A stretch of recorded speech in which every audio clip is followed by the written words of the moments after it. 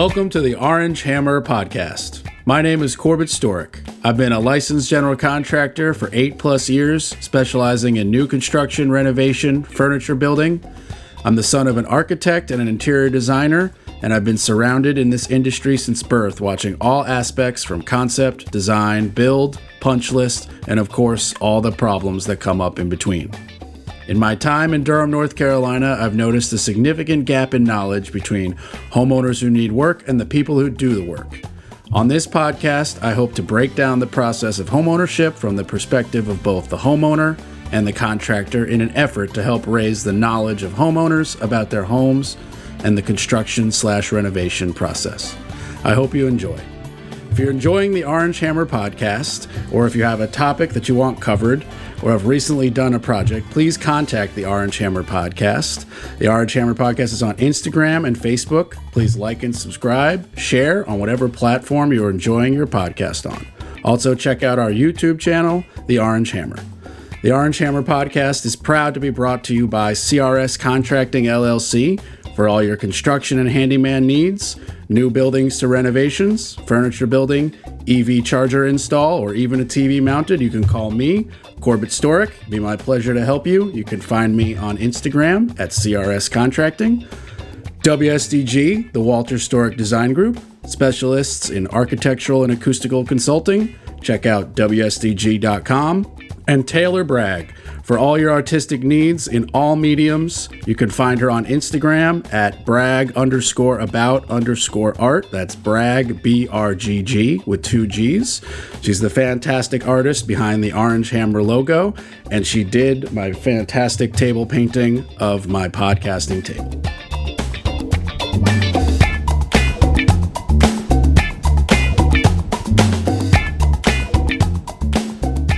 All right, here we are, the Orange Hammer Podcast. We've got 2 guests here gracing us from the Spray Net Company. We have Sarah Wills and Joshua Gift in the house. How are you guys doing today? Doing very well. How about yourself? I am doing good. Running around like a chicken with no head, trying to keep the projects moving. Oh, I feel that. I'm sure you guys can relate. Nice and busy Thursday. That's been me since, when did they start? September last year? Yeah. Yeah. When did you start the company? Yeah. September last year? Yeah. So, Sarah, this is our first time linking up. Josh, we met at that... At the BNI, yep. At the Blue Olive restaurant. Mm-hmm. Are you a member of that BNI, or were you a guest that day? Yeah, I'm a member. I've been a member of that BNI since February. And like, it's a small BNI compared, like, I know, like, when we first started, talking with our coaches, when we first bought the franchise, they were like, you got to join a BNI, and it's got to be like a pretty decently sized group. And that group has actually shrunk since when I first joined. When I first joined, it was like 15 or so people. It's down to like 12 or so people. But even though like it's smaller compared to other BNIs, which are like 30, 35 plus people, I really like that group because like everyone is so tight knit. Like I imagine in a lot of like BNI groups, they have the social set up where they go out and they hang out outside of it. And from what I've heard, a lot of BNI groups, like, they just don't go to those very often. Like, they're just going to the meetings and that's it. But this group, I've been to several of those socials, and like a lot of them show up and like they're constantly talking outside of the meetings and like deepening their relationships and deepening their bonds with each other. And that has led to really great, you know, like business passing throughout the group is they're able to really connect with each other, and I've experienced that firsthand with a couple of them. So I really like that group. So I'm glad you were able to join us that day. It's definitely like either people love everything you just said about their BNI, or people hate BNIs for everything you just said. Yeah. Like I don't think there's a right or wrong answer to the question. There's just some people who are like, I love the small and it's tight and the knit, and we all go to the social and we all go to this, and like it's my 11 business friends. And then there are people who are like, it's only 11 people. What a waste of time. I'm going to the 40-person one. Like It's totally 6 of one and half a dozen of the other. And I guess it's kind of how you see it and how you want to like affect your life and business. Like you can look at a small BNI and have a positive outlook or a negative outlook and then act accordingly. So that's true of every facet of a business. That's a good, really. or life for that matter. Yeah, Absolutely. It's all dependent on how you look at it. Like, I could look at how, when we first started this business, were way in over our heads. We had no idea what we were doing, and that has continued for Well, a it's shrunk some. It's a bit, but I could look at that like I have in the past as, I have no idea what I'm doing. I'm totally lost here. I'm completely out of my depth. Or I could look at it as like, hey, this is a learning experience, and this is something that everyone goes through with this type of business model. It's just a matter of adapting to it and viewing it in a way of not, I'm deep in the deep blue sea and drowning. It's more of, I'm learning to swim. Yeah, you got to replace the I can't with the I don't know, but I'll figure it out. Exactly. And just, but if you lead correctly with I'm not sure, but I will find the answer. Yeah, I do a lot of mindset coaching, and with the people that I coach, I hear them say, well, I can't do that. And I say, yet. I can't do it yet. Yeah. Like you're learning actively. Like that yet's crucial, and it's dropped off a lot. Of just like, I can't do it. And it's like, no, you definitely could do it. Right. You just need to develop one other skill before you get to that skill. Exactly. And then it's just a matter of, perseverance and, working really hard towards it. Yeah. So I know you gave me a tad bit of the background story, but how did you go about starting the SprayNet franchise? Right. So it's Canadian, right? Yeah. Based.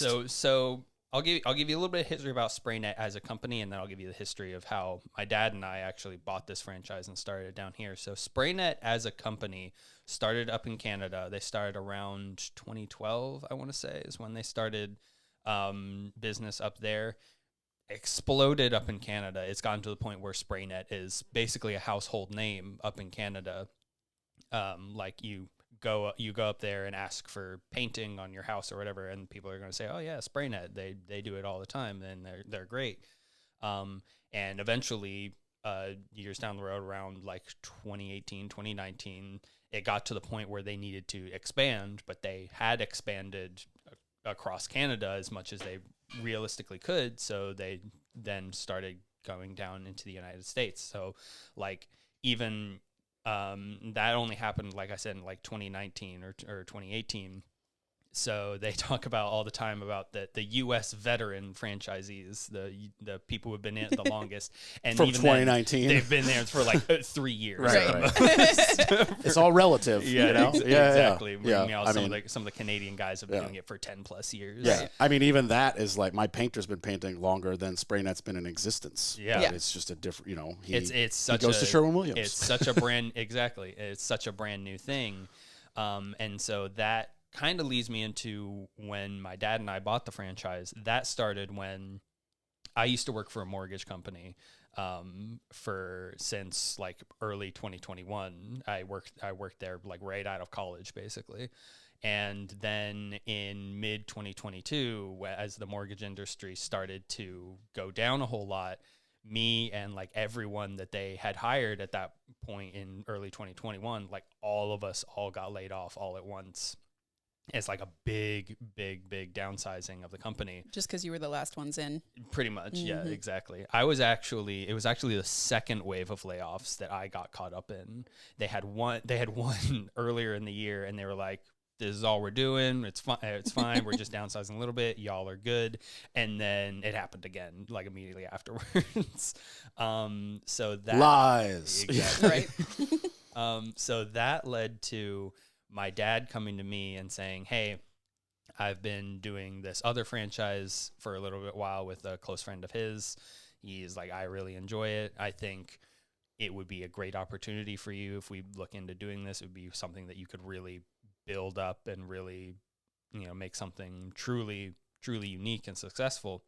And so we started looking at different franchises. We had a franchise advisor that we talked with. So we went through like 10 different options. Is that franchise advisor from SprayNet or just an independent third party? No, that was an independent Okay. third party that just like Pull your chair a little bit. You're squeaking on the bookcase. That's Oh, that's what I'm hearing. okay. Yeah. No, you're good. And pull the mic a little bit because you just moved.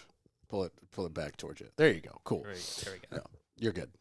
Okay. So you go to a third party, almost like a business coach, almost, but specifically for finding a franchise. To buy Okay. into. Very The interesting. company we worked with is called Franchise Fastlane. Is literally Huh. that's all they do is just like they advise people into.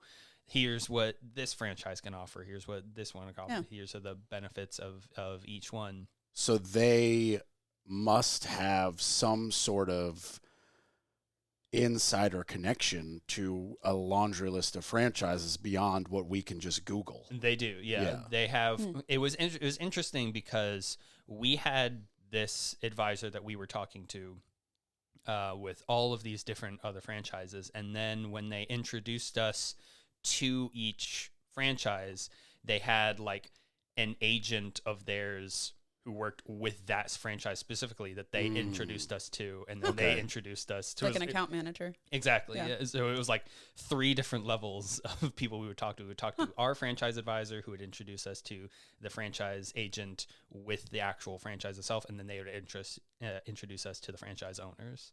Wow. That's how it worked with. It's a lot of layers of like. It was like we're just trying to shut up and take our money. Like that's kind of how it felt after a while. But no, they were just trying to like do their due diligence because they don't want us going into it, and buying it up and then realizes, oh, this is nothing like what I was told it would be. They told us all this stuff and it's all completely different. But yeah, we did all that. We talked with the franchise advisor and we landed on SprayNet because kind of like you said, you have painters who have been painting longer than SprayNet existed, but SprayNet is also this massive company up in Canada with this proven product and this process that works really, really well. So for us, it was kind of a little bit of both worlds scenario where we got the typical franchise benefits of a established brand, an established company with this really great product and all these systems in place to make sure that franchisees, have all the tools they need to succeed. But also, no one's heard of it here. It's completely new. We get to kind of be part of the building it up and building this new thing in this area. Right. And I just thought that was a really cool opportunity for us to really, build something for ourselves. It's really fun getting to introduce it to people. Like, get to be like, we're only the second one in the entire state of North Carolina. The nearest guy is like 2.5 hours away. Yeah, didn't you say he was in Charlotte somewhere? Charlotte. Yeah, which he's not driving here. No. Yeah. We actually had someone that you talked with, Sarah, who had heard of SprayNet before because they had neighbors in Ohio. Back in Ohio. Yeah. In Ohio, that there's a franchise there that they had it done, and they kept trying to get the guys in Charlotte to come out to them here because they really want to spray it, and they were just like, it's just too far, you're just gonna have to wait. And then when we popped up and they saw us, they were like, oh my god, finally they're finally here.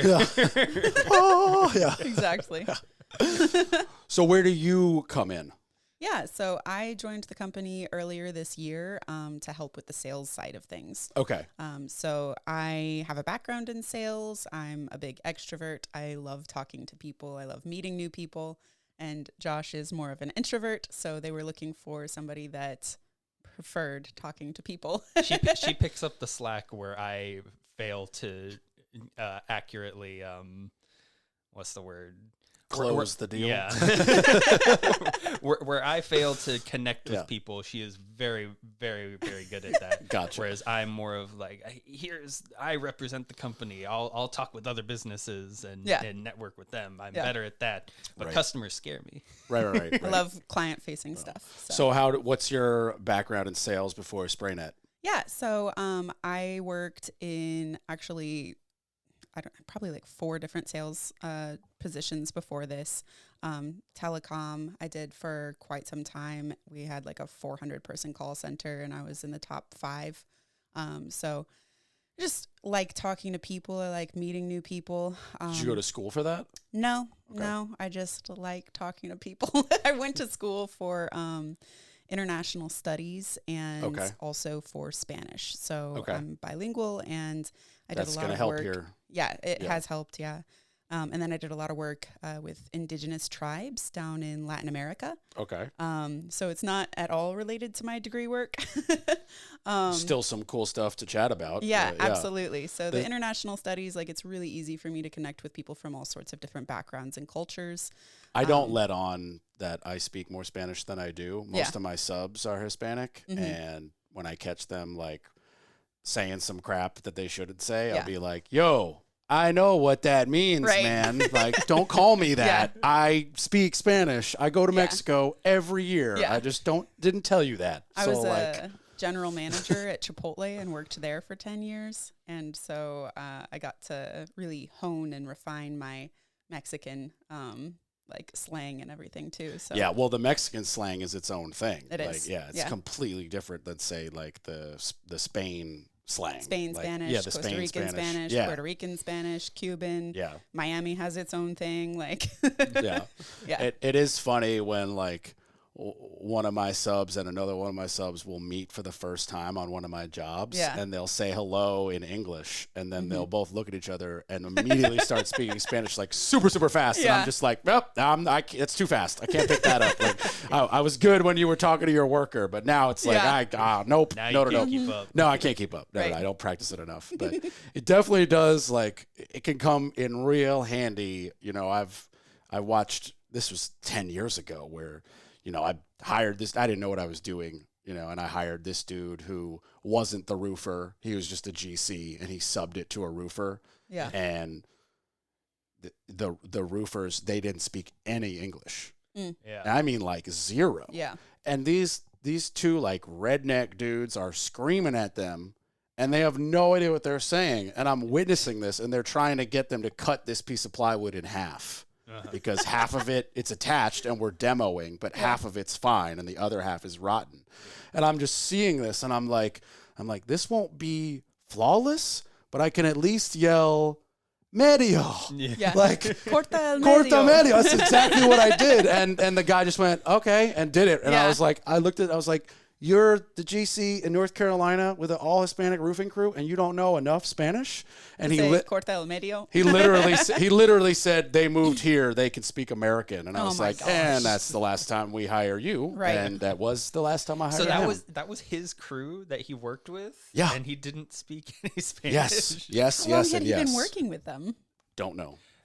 Don't know. That's I never insane. saw those roofers again, not because they did anything wrong, Right. but I didn't know them. And I never hired this particular dude again because he also did the job and then randomly wanted like $2,500 extra dollars. And I was like, why? And he was like, because the material cost more. And I was like, you bid me the job. You priced the material. Yeah. Uh-huh. You measured the right. And then like we ended up meeting in the middle. Ugh. And he still had to install a boot. Mm. And then this is where I lost it, because I was actually working in the house all day when he called me at 4:30 and said that one of his dudes showed up, took out his ladder from his truck, and realized it wasn't tall enough to get on the roof. And I was like, first of all, the porch is 8 feet tall. Any roof you could put, any ladder you could do from there to get to the higher. Second of all, nobody showed up. I've been here all day physically working. I was inside framing. Yeah. Nobody arrived. Nobody, not an inspector. Nobody used the porta-john, not even the neighbor. I was like, this is just a lie. Yeah. Like, now it went from you screwed up to You're lying. bold-faced lie. Yeah. And I was like, cool. I don't actually ever think he put the boots on. Wow. And the funny thing is like, I'm here 10 years later. Like, that dude could have been my roofer and done a lot of work for me. And he missed all of that work. He really screwed up. Because he lied. Yeah. Just lied. Yeah. Yeah. And I was like, I don't really know what was going on in that dude's head, that dude's personal life. Nobody knows. As my dad says, the cat ate the pencil. Yeah. It just is what it is. But it's like, Was he at the wrong house?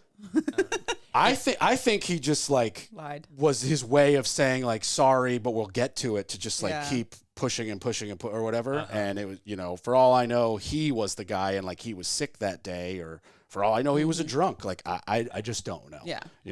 It's crazy to me how SprayNet corporate is always telling us is like, oh, you need to differentiate yourself from other contractors by doing this and this, like super professional stuff. And it's all stuff that, to me, as someone who didn't work in the contracting world beforehand, Came from mortgage. I would think, well, yeah, of course you would do that. Like showing up on time. Yeah, it's Yes. all under the list of duh. Yeah. Yeah, But exactly. shockingly needs Like, to be reiterated. Yeah, people, because it doesn't happen. I remember a close friend of mine got their deck stained long few years back before we had even done this, and they said that the company they didn't order enough stain to do the whole deck, so there was like a patch of it that still wasn't done, and they were gonna just leave it. They were like, we didn't. What? They were like, we didn't order enough, and they're like,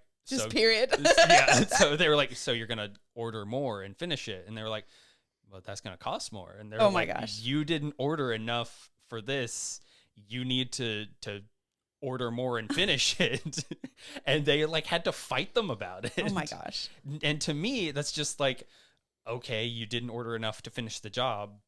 Get more and finish the job. Right. Like that didn't even make sense to me. I'm very confused. How someone could operate a business like that, where they just, if you make a mistake, oops, and just move on to the next thing. Yeah. Like, Instead of fix fixing it. Yeah. Yeah. That's especially something like that, where it's like, go buy a $50 thing of stain, finish the job, and so Yeah. you made $50 less on that project, but you still did it, and everyone's happy. Like, exactly. Like they weren't even a company like ours, where we manufacture all of our own paints. So if we did something like that, it'd be a massive pain, but we'd still Right. do it because we have to get it shipped from Canada. And okay, it's perfect expensive and all segue. that. So you say you manufacture your own paints. Yes. Okay, that's a one of one as far as I know. I don't know any painters who make their own paint. So Yeah, nobody does that. yeah, but us, if basically. memory serves, you do exterior, everything. Everything your save specialty- natural wood, we do. Sorry, say that again. Everything save for natural wood. That, like, natural wood is like the only thing that we can't do, and I'll explain why. So you won't paint a wood-sided house, Correct. but you'll paint a pressure-treated deck.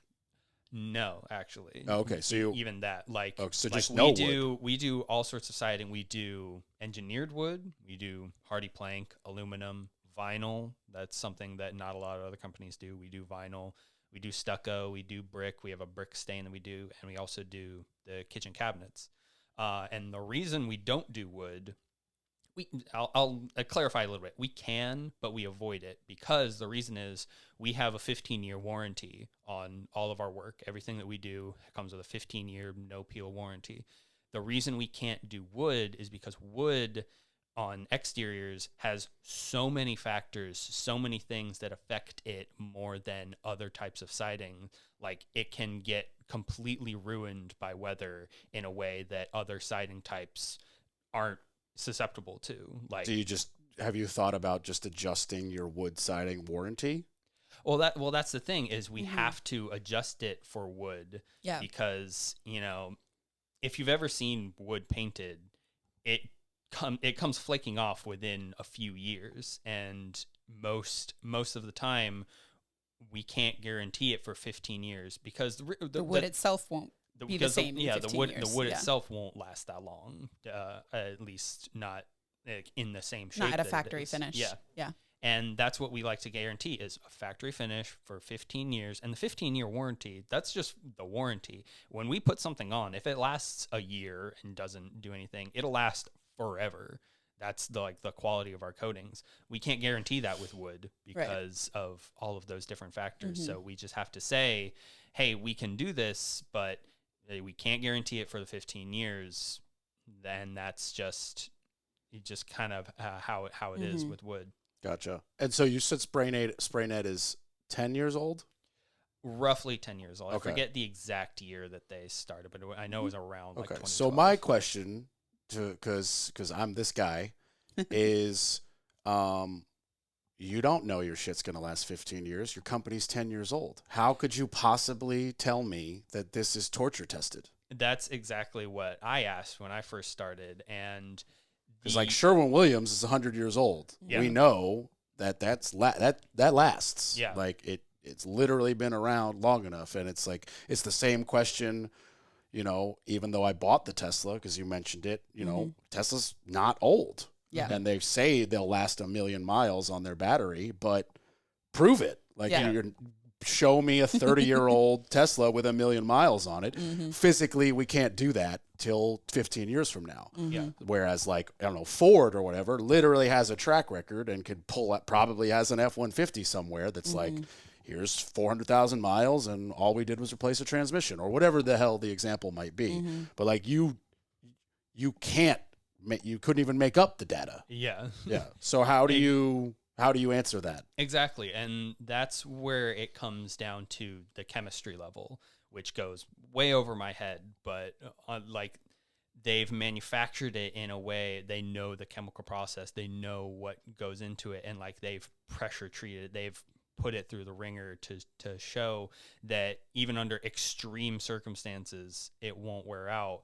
And like they've tested that and retested that and in a way that shows that, you know, under normal circumstances, it will last this long. Like I remember one of the other franchisees, when he first started, he made these like vinyl sample boards. Like he just took a piece of vinyl, put the vinyl paint that we have onto that.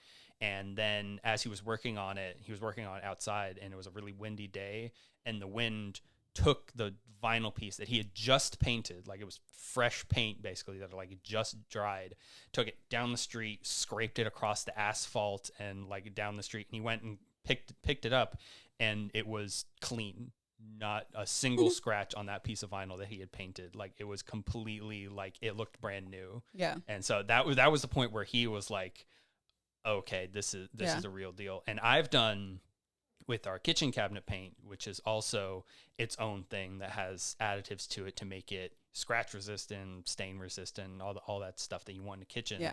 Yeah, the kitchen cabinets is a unique thing because it's a lot of work to refinish kitchen cabinets.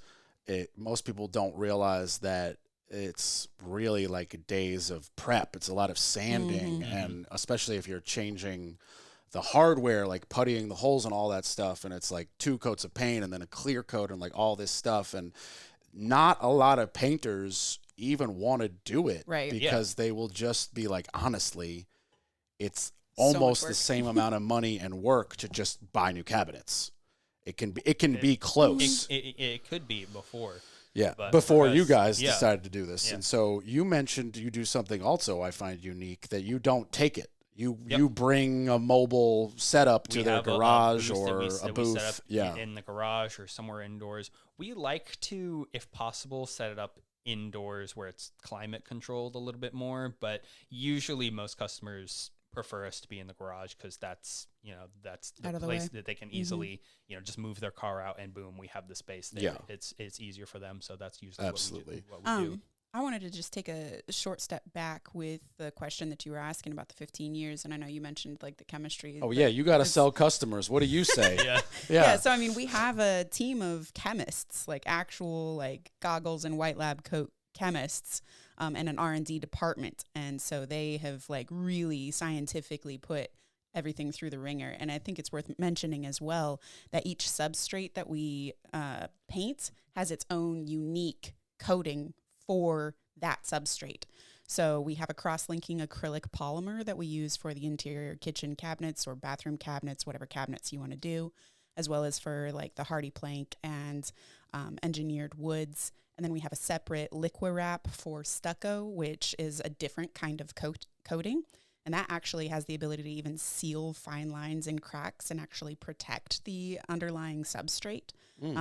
So you could theoretically like not only change the color, but bring it back to like its Back to first, life. all those like Exactly. hairline cracks Yeah. that are. Yeah, it's not going to repair like Yeah. a massive fissure, but Oh, no, like yeah. if it's got hairline Aesthetic. cracks because it's Yeah. 15, 20 years old or whatever, Similar to like that renew it. deck over and decks where Yeah. it's like, we're not going to fix a rotted board, but Yeah. it fills like a syrup, all those Right. cracks and Yes. brings it back for a Yeah. couple more years. And then with our brick, so other companies will paint your brick and it'll result in this horrible flaking, peeling off, like chunks of the brick coming away result in like 5 to 7 years. And you guys have a stain, We right? have a stain. So ours is actually a mineral silicate that will bond chemically and mechanically with the brick itself, which is a lot of fancy words to say that the brick can still breathe.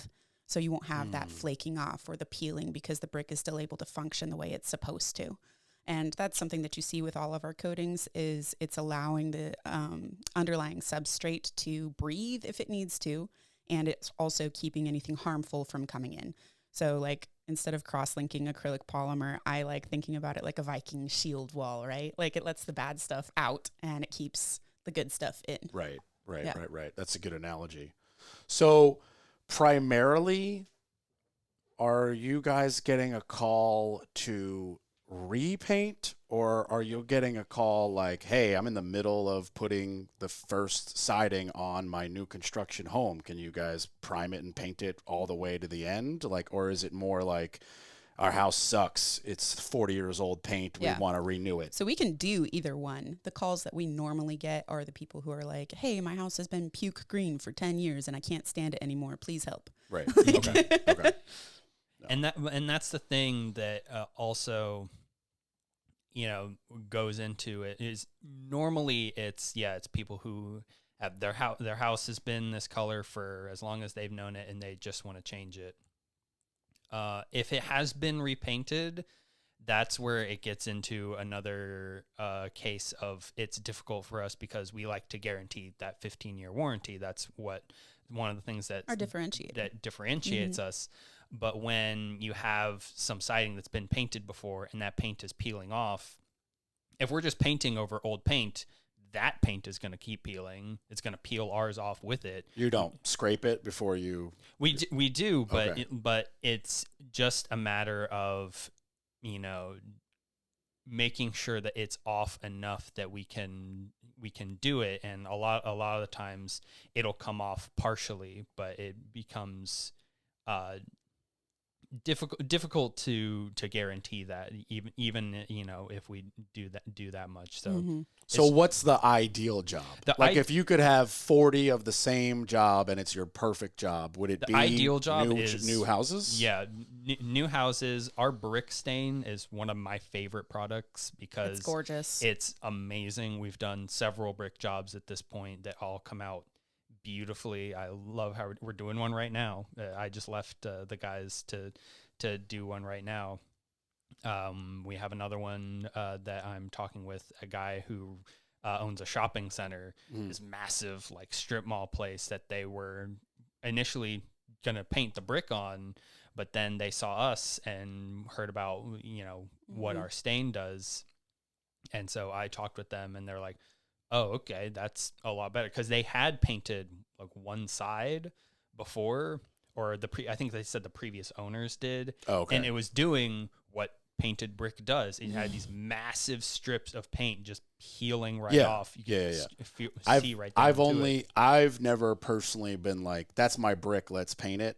I have been like, next to the party of people who are painting it, but it was like this dude who flips houses, and 5 seconds after he sold it, he doesn't give a crap what happens to that brick, and it was ugly, and he painted it gray, and it did look better. Yeah. But I didn't track like if that house brick paint was good 10 years later. Like Right. I'm sure it wasn't. Yeah. Like- I mean, this dude paid me to like hang doors and put in doorknobs. It was not my Right. problem Yeah. what he does with his house. It was 12 years ago. I was happy for the work. So, completely different situation, but I don't even think, well, one, spraying it didn't exist. And two, nobody was thinking about staining brick, and nobody thought that was even a possibility. Yeah. You mentioned the breathing of brick. Does that matter? Cause aren't there weep holes for that? Now, it matters a lot, Yeah. actually, because even with those weep holes, the brick itself is porous. Yeah. It has to be able to let a little bit of moisture in and out through itself, and that's why you don't want to paint brick, because when you do that, you seal off all of those pores. You trap in all of that moisture. So it shouldn't even be allowed. It really shouldn't. It really shouldn't. It's just not a good idea. Right. So if you're listening and have something brick and you have a painter and they're painting it and they're telling you these fancy big numbers for warranty, don't listen to them. Like you're not. He may say 10 years, but 5 years later, when it's peeling, it probably won't even take 5 years. It won't even take that long. I've seen it happen in 2 or 3. That's just especially not down here with okay. like hurricane season and everything. Like we have so much moisture here. Yeah. And it's so humid. Like it's a big problem. Yeah, that's very, very true. The humidity and moisture down here is, even current homeowners, I don't think, take it as seriously as it needs to be. I mean, my parents right now are building a house in Durham, and even they didn't listen to me when I told them to take the vents out of the crawl space wall and seal that whole crawl space and insulate the sides of the crawl space and condition it. And my HVAC dude, who they hired, confirmed what I said, and they still didn't do it. And I was like, I'm confused now because you heard multiple people, including your son, who you tried to hire. Yeah. And you didn't want to do, and I was like, you haven't done any framing. This would take 1 second. Pull out the plastic grate, put in a new cinder block. Like tell those 5 Mexican dudes, say it in Spanish if you want, because my dad speaks fluent Spanish. And I was like, it would take 5 minutes. Every opportunity.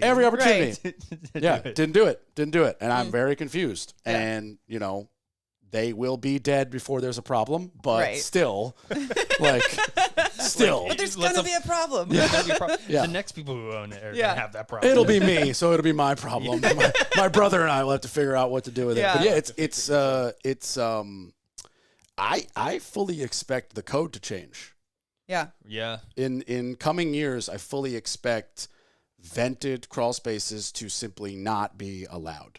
If you have an existing home, obviously no one's going to knock on your door and make you change something, but for building a new home, I think it's going to go away because it's way, way better. I mean, you think about like your air handler in the crawl space having to fight against the 95-degree and humid of North Carolina, but deliver this gorgeous 68-degree cold air. If the crawl space was 68 degrees like the house, that air handler would just be chilling, working very easily. And therefore, that translates to, obviously, a cheaper utility bill. But what it really translates to is your air handler is just going to last longer. That's the big thing, is it just like, if it has to stress less over its lifespan will increase. That's just a fact. So, and that goes for everything else in your crawl space, your water heater, all the guts that, for the most part are attic or crawl space. Right. And the attic is kind of already shifted because a lot of people are instead of blowing in that loose insulation above your ceiling, they're hard spray foam against the roof deck. And that then makes the attic a conditioned space. So if you're doing that and your air handler's up there, your problem's already solved. Personally, I like that better. When there's a leak in your air handler, you see it on your drywall very quickly and you repair it immediately. If there's a leak in your air handler in the crawl space and it drips onto your crawl space floor that you never go into, you'll never know. And if it's a baby leak, it will do no damage and it just costs you a lot of money and whatever. But it's like, I would rather see a tiny wet spot and be like, oh, that's right next to the vent. Let's call the HVAC. They need to seal that real quick. 2 seconds, So this is your reminder. Check your crawl space. See if there's a leak down there. Yeah, I mean, could be. You'll never know. I did an episode with shout out to Chris Hawks and Stacy Sloan. Chris is my rental manager, and Stacy's our family realtor. And we did an episode, the 3 of us, where we spent 2 hours just going down the laundry list of how to check your home inside and out. Yeah. Because nobody does. Nobody Right. does it. No. Even they were like, ooh, I don't do that. And I was like, you gotta freaking do that. Yeah. Flush the water heater. Like, Yeah. Yeah. takes 5 seconds with a hose and it'll save you thousands of dollars. Yeah. Like, It's just and that's the thing that people forget often is like little bits of upkeep can save you so much in the long run. And it's a lesson that I say, and I continue to not do it in every aspect of my life. yeah, and if you're listening, we're not suggesting go to Lowe's and buy the tools and do it yourself, but don't sleep on it. Call me, or if you're in Idaho, call your guy in Idaho. I don't care, but like if there's a hole in your siding below a window and you do nothing, you're going to end up needing to replace the whole window rather than put a little silicone in that hole and stop the water from getting in. I think there's a lot of a big gap in knowledge. That's why I started this podcast. Yeah, like nobody learns in school how to flush your water heater. Nobody learns in school how to maintain or upkeep your home. Like I think that's a role that's, I guess, historically relegated to the dad, maybe, to teach to the kids. It was in the like, curriculum though for our parents. Well, I guess I don't know y'all's ages, but like once upon a time there was shop class. Yeah. There was mechanic class. There was I took wood shop and home maintenance in my school, but I was the last person to be able to because the class that I took after that, they removed it from the curriculum. Yeah. And so there's a lot of stuff that I know how to do. And I have a brother who builds homes out in California. I know you lived there for a while. I lived in Santa Cruz before I moved here. Yeah, my family lives in San Jose. I drove over the hill to San Jose because it was the closest in and out. Yeah. So all the time. But so, I mean, there's some stuff that I know because of those experiences, but not a lot of people have had those experiences. So I like that you have this podcast, to help with that knowledge gap, because I think people don't even know where to go to even find out, or they don't even know that they need to go and find out. It's very true. The In-N-Out burger was the fee for a airport pickup. Yeah. 25 that's minutes. A great fee. That's to go from Santa Cruz to San Jose. It was only 25 minutes over the hill. It's literally just on right. a good day with no traffic. Oh, if you landed at 5:30, you need an Uber. Yeah. But if you land at 2 p.m, I got you. Yeah, I got you. Yeah, in and out of the way home, animal style. We'll be back by 3:30. We're good. But no, if you land at rush hour, I can't help you. Yeah. Call a different friend. Yeah. Someone who's willing to spend an hour and a half in traffic. Unfortunately, that it was big because it's only 2-lane highway that cuts through the mountains. It's ridiculous. So you're like, oh, it's a good highway with no lights, but it's like only 2 lanes. It's really windy. And if you get like basically pre-COVID, basically anybody with not a laboring type of job who lived in Santa Cruz drove and worked at like Google or Apple in Mountain View, 40 minutes from Santa Cruz, just outside of San Jose. There's also no median and no shoulder. So like if there's an accident, you're screwed. You're screwed. Yeah.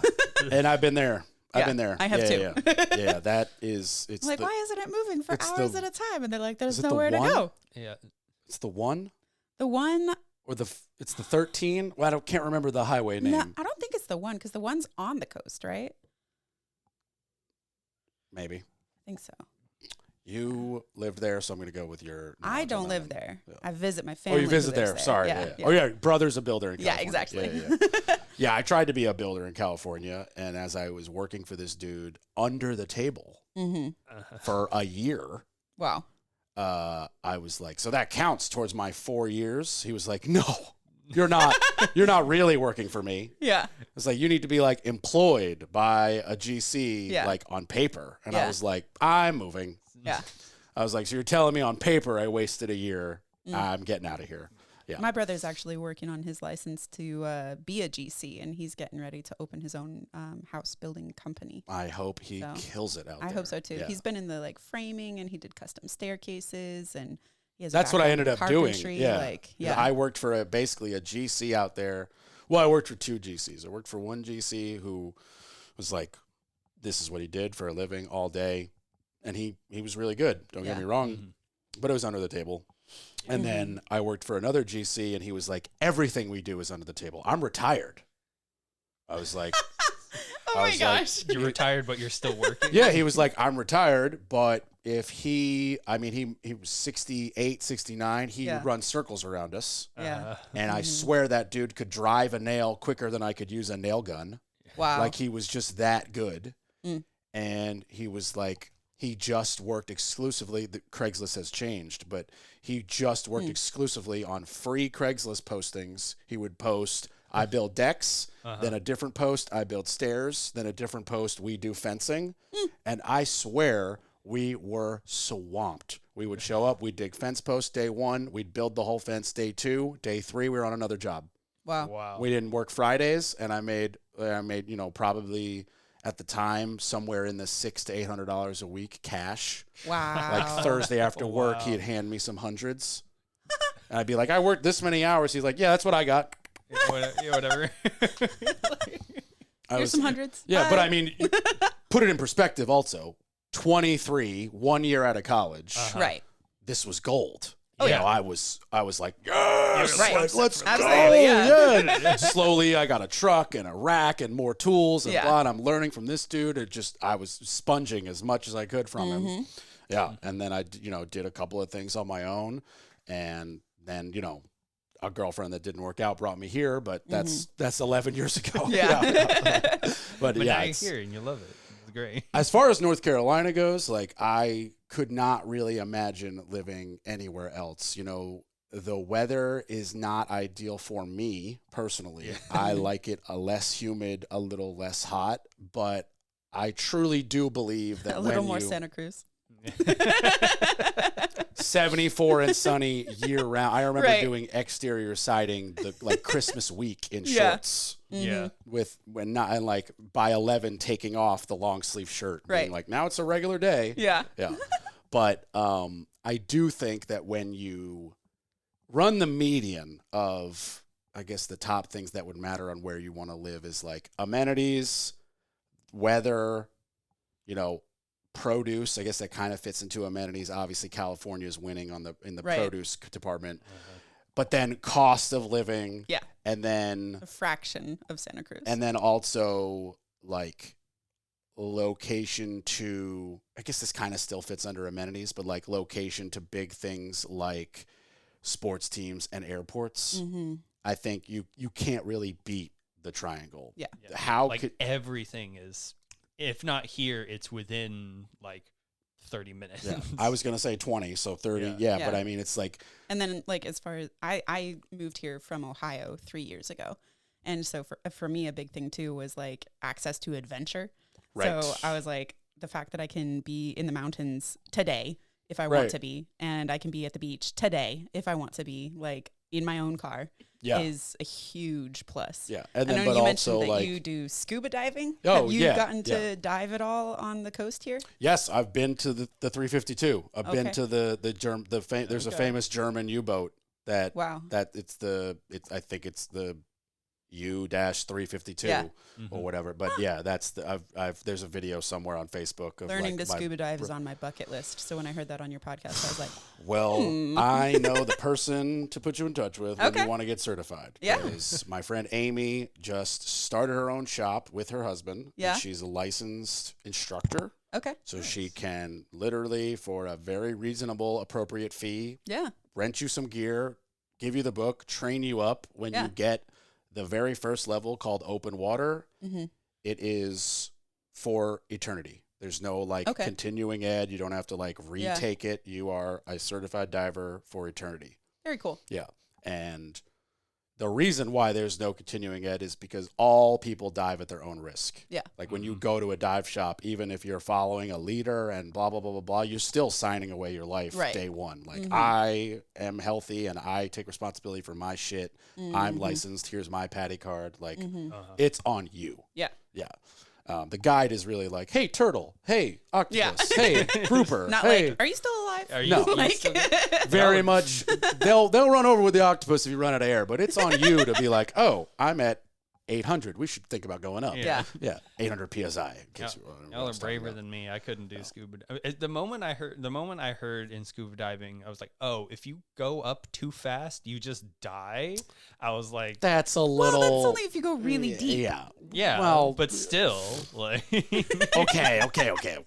Wait a minute here. I'm That's a total noob, so I That's haven't a started. little. That's a little bit Hollywood there. That's you might get the bends. You might be sick for a week, but I mean, you would have to like purposely drop your weights and shoot up like a water balloon, escaping to like get that sick, and also be at 125 feet, okay, which is not like a regular all the time type of diving situation. Personally, I don't really intend to go much deeper than like 50 feet. So, believe it or not, you can see more at 50 than you can at 100. Yeah. because it's so dark when you get down that low. Well, I mean, I yes, see pretty fish. it is That's darker. about what I want to do. There's a lot of types of diving. So, you can go. It's a little dead now because it's been fished out and people wear too much sunscreen. But like where my family has a home in Mexico, when I was a kid, the reef was beautiful and lush, and it was at 45 feet. And you know, there's 6 turtles. Yeah. Groupers, big schools of fish. If you're lucky, we catch the shark. Like, you're good. 45, 50, 60 feet, done. Yeah. If you want to go see the U-boat, You it's gotta- on the floor. Yeah. It's 110 feet. Right. Straight down, look 365. There's nothing else. Yeah. It's just sand. There's absolutely nothing. There's no fish. There's no nothing. You can't see anything. The fish are on the boat. The boat That's is the reef. Yeah. Exactly. So you're not really there for the fish, but the few you do are seeing the micronutrients that have grown off of the boat. the sunken boat. Mm-hmm. That's a different type of diving. Yeah. Then there's, we can go on and on. There's, you could get paid to be a deep sea welder. Yeah. That's a completely different type of diving. An old friend of mine was one of those. Where you're like hooked up to a hose, kind of like, the Men of Honor movie, Cuba Gooding Jr., and that's a completely, yet again, a completely separate thing. Like I can't do that. That's a whole nother certification and different gear even. Yeah. Different helmet. It's got a mic, like all kinds of stuff. And then I have the cert for it, but I don't really do a lot of it. There's cave and cavern diving. Yeah. Where, especially in Mexico, there's a lot of cenotes, which is just Spanish for hole in the ground. And it's freshwater. And there's, 7 million miles of these caves all connected. Most of them you can't fit through. Yeah. But and those are like most of them, like obviously I get why there's different certifications, but like I don't really, if you told me, oh, this different scuba diving gear has a different certification from this, I'd be like, why is that? But with cave diving, I'm like, oh no, I get that. Because like you have to be prepared. Like I still remember that image of like the sign underwater outside the cave being like, do not go in this cave. Yeah, there's a picture of me next to one of those signs. Yeah. My dad and I are like, I'm upside down and he's like here, and the sign is just a big skull and crossbones. Yeah. It's like you don't go past it. Yeah. Unless you are certified, what you're doing. That sign separates cavern from cave. Yeah. Because the technicality is, in a cavern, as scary as it might look, there's still an open above you. Yeah. In a cave, if you go up, you're going to hit your head. Yeah. And there's no one air. way out. There's one way in, one way out. And like, I have the same gear that I go, the ocean, the cave, the cavern, I have the same gear. Yeah. It looks exactly the same. The difference is, when I'm in the ocean, the dive master touring us around has the same gear as me. When I'm in a cave, that dive master has double tanks. He has extra long hoses. He has 3 flashlights clipped to him. He has 2 spools of yarn. He has some of them have a pony tank on their leg, and this is standard. Yeah. This is like, you have to have 2 or 3 of everything. Yeah. No questions if you're going to be the leader. Yeah. It's like, You have to be prepared for it. you have to be prepared for everything to go wrong in a cave twice, and get you and me out alive. Yeah. And it's a lot of gear. Yeah. Double tanks, special clips, rigs, like It's cool looking. All in a small enclosed space. Yeah. and I'm already big. Yeah. So you start strapping on gear and all of a sudden the holes you can go through get real tight real fast. Right. Suddenly I'm twice the size as I used to be. What's going on here? Yeah, exactly. Yeah. So it's definitely super fun. The cave and cavern for me, I don't get it. I don't have the like need to be the first one through a cave. Yeah. And there's nothing to see. There's no fish in these caves. There's maybe you'll catch a couple minnows. People are admiring the cave. Right. Yeah. To me, I'm more interested in like seeing a fake movie where they're in the cave. Yeah. I don't really need to go there. I don't need to see the cave. Yeah. cave I myself. want to see these guys and this guy. Like that's where Yeah, I've got turtle tattoos. So I mean our home is in Akumal. Ak and Mal are Mayan words. Turtle beach. Yeah. Yeah. Ak is Mayan for turtle. That's It's like amazing. literally where the turtles go up on our beach to lay eggs every year. Wow. Like it's Nat Geo people are there with flags in Yeah. June. That's Like super it's cool. actually the beach. Yeah. Like they pop out 300 eggs and 2 make it. Yeah. Yeah. It's so crazy. It's very insane like as a species Right. that like like evolution evolution brought them to the point where they're going to poop out 300 eggs and It's we're just like, just good and luck. we're just fine with 5 of them making Yeah. it. Like very strange. Very strange. It's interesting how how did it get to that point? How did Yeah. it turn out that was the best way to go? Because like Yeah. I would think It's very quality strange. over quantity. Like poop out like 5 eggs and like 4 of them make it Well, to me. well, rather maybe, than- but maybe what you said is accurate, and there's just a different way. Like Maybe. the quality is who makes it. yeah, Like you That had might- to that be, might be it, yeah. the strongest survive. yeah. So if you're on the way into the ocean as a baby turtle and a seagull gets you, that's your fault. Or that's just Yeah. nature. I mean, luck of the draw, buddy. yeah, I mean Anxiety and speed are suddenly Yeah. huge selectors for something best of the species. Something tells me turtles don't have anxiety. I feel like they have different problems. Do you think that you're like natural? I don't know. Do you think they have natural problems I like don't that? know. Having watched like footage of baby turtles trying to make it to the ocean, they seem kind of panicked. Yeah. I also feel like they're just like, what is life? I don't know what's Right. going on. I was just born got 5 here and, seconds like, ago. 8 of my Yeah. siblings just got eaten. I don't know what's going on. This I guy, better get out of here. this guy is making a meal out of me. Oh yeah, we got studio dog Willie Bear's here taking all of Josh's salt off. Yeah, I have super dry skin, so Hey, dogs always love to like. Ooh, Do you have spray net socks? I do have spray net socks. Whoa, the swag is real. Right? Well, Okay. we go into people's homes all the time, so I want to be able to take my shoes off. Oh, If I okay. take my shoes off, Okay. I get to be like, hey, look.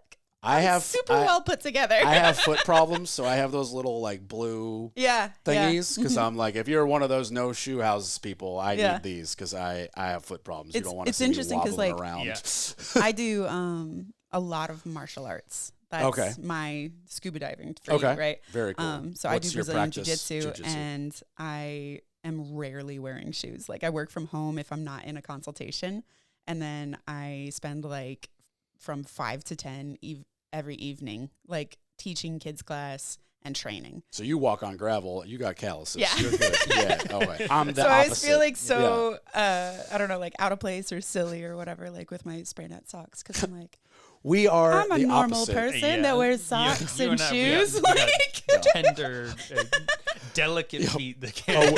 A week ago today, I was in my first kickball game since my foot surgery, and it was like a big deal for me. And I was like trying to think about how to tell people, like, oh my god, the kickball game went well. I was like, don't tell people that. They have no idea the frame of what are they? What are you 6? Like, Yeah. just stop. Yeah. And even my dad, we were at the Bulls game, and I was like, so, I played in the kickball game, and he Yeah. was like. He's like, why are you telling me this? And I was like, well, first one since the foot surgery. And he was like, oh, no, that actually Right, mattered. right. But he's my dad. Big deal. Yeah, he is my dad. It's a little different. But, Yeah. like, I was like, don't, if you text a random friend that, like, doesn't know that, because Yeah. I'm just excited, they're going to be like, I brushed my teeth today. Like, Yeah. what are you well, talking sometimes about? like when you go through surgeries, especially, like it just kind of hits you. like just how far you've come and just how far you've recovered. And you don't always expect it to hit you when it does. Like I was in a bad motorcycle accident and had to have hip surgery like 6 years ago. And I gained a bunch of weight and I've lost it all. So I've lost 100 pounds in the last 5 years. And I was at one of my first big IBJJF competitions, which stands for International Brazilian Jiu-Jitsu Federation. And I got to the edge of the mat and I started crying. And one of my teammates was asking me what was going on. And I was like, I walked here. Yeah. I And they didn't were think like, I'd be back. "What?" Yeah. And I was like, it just occurred to me like 5 years ago, I was in a wheelchair. I was relearning how to walk. And like, I didn't have to think about how far is it to get to the edge of the mat, let alone like what I'm going to do on the mat. Like, Yeah. I was just like, I can walk now. Yeah. Like, I have been able to walk, but like, it's working still. Like, Yeah. it's No, just, It's all about your frame of reference. Absolutely. I can really relate to that because, Yeah. like, there, 2 girlfriends ago, when I'm with her parents going to a Duke football game, Yeah. I have to ask, like, do we have good parking? Yeah.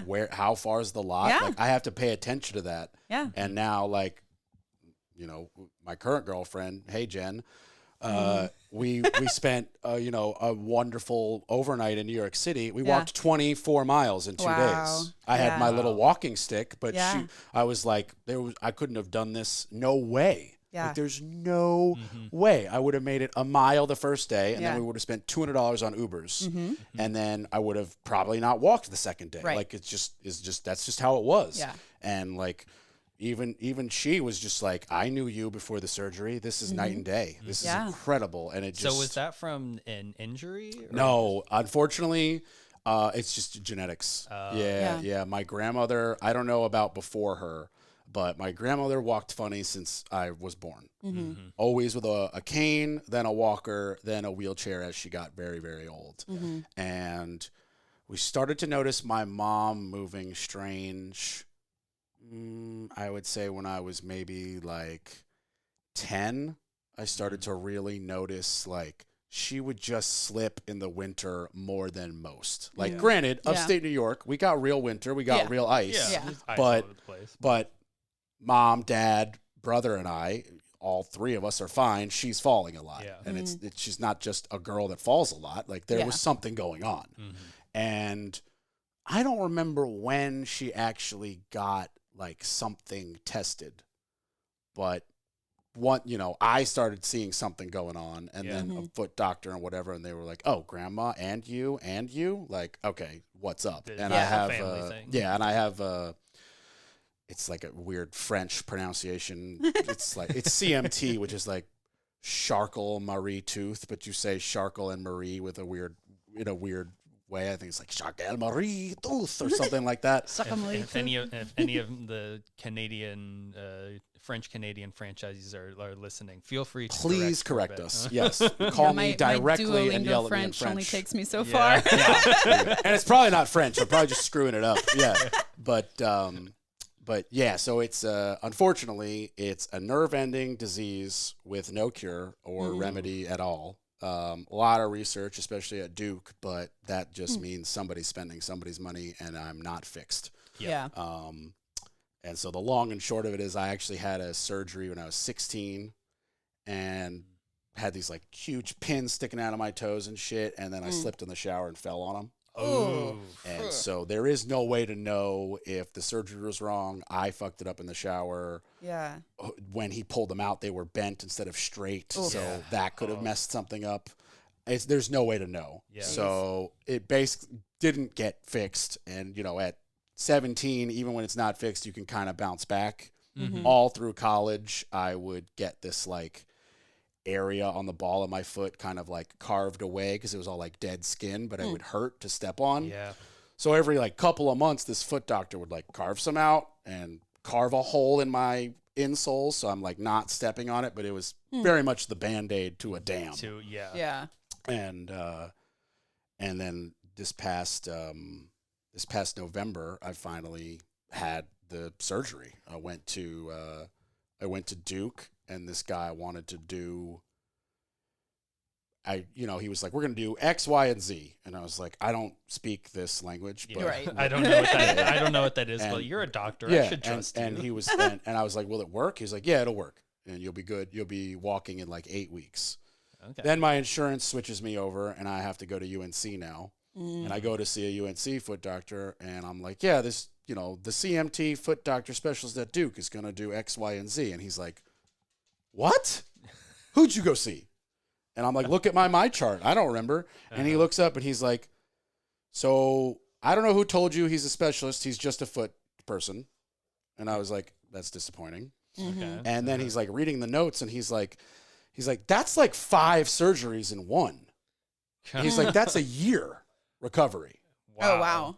And I was like, I'm not doing that. He's like, no. No. He's like, I got an idea. Let's do one. Yeah. Like, he was like, let's, see if like, that oh works. my gosh. like basically the Duke guy, he was like, let's do the extreme, right? Yeah. And the UNC guy was like, I got a better idea. Let's do exactly what he wanted to do, but instead of all 5 of them, let's do the first one. And see if it works. Let you recover for 8 weeks and see what's up. Yeah. Like, you're never going to have a normal, regular foot. It's not on the menu. Yeah. So let's see if we can just make this pain every step you're stepping on go away. And I Yeah. was like, that's all I want to do. Right. And it worked.